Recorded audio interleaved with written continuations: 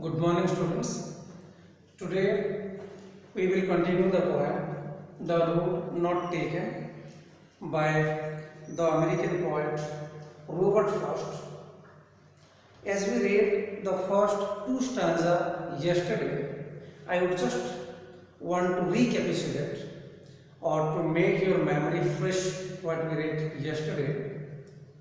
Yesterday we read the poet arrives on a point, and from that point the road has got divided into two. He cannot travel both, so he has to make the choice. But he wants that he should travel on that road which is less trammed or which has been travelled less. So he looks the other road to be grassy, which has not been used so much. So he wants to travel on that road. Probably he thinks that he wants to explore something new, because he doesn't want to follow, but he wants to create something. But he has the doubt. And what is the doubt? It is the doubt that both roads are found to be same. No less travelled or no more travelled. But he would take the one less travelled by, and that will make a big difference in his life. Let us read the remaining two stanzas.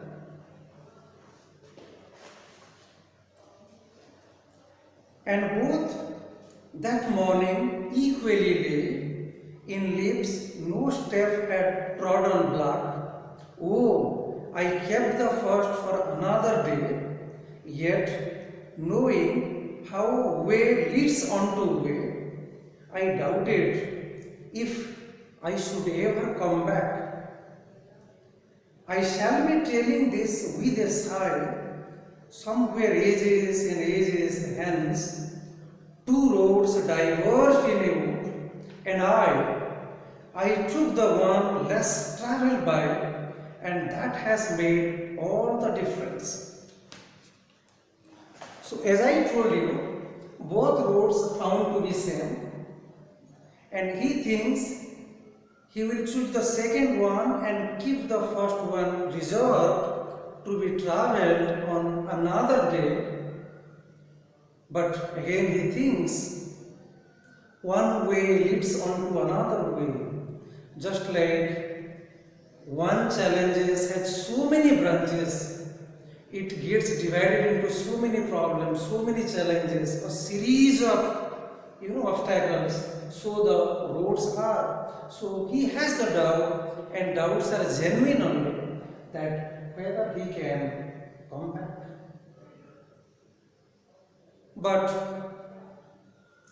after all, he makes the choice. He chooses the path which is less travelled by. And after long years, after a long period of time, when he is sharing his experience with others, he is making a deep sigh.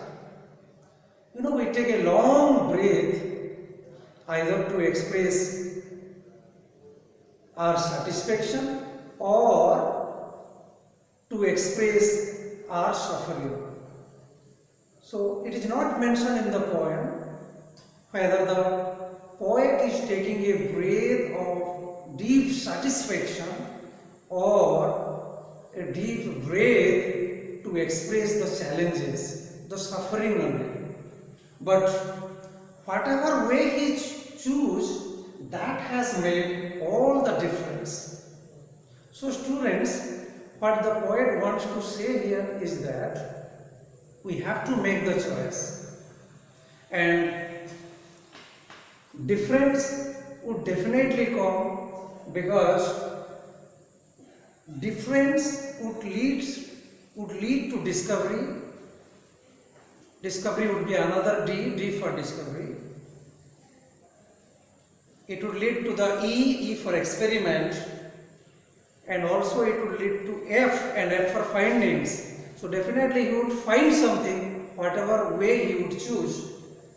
And whatever he has chosen, whatever he has decided, whatever he has designed the destiny in his hand, that has made the big difference, a huge difference it has come. Now, the second part that we discuss today is the literary devices.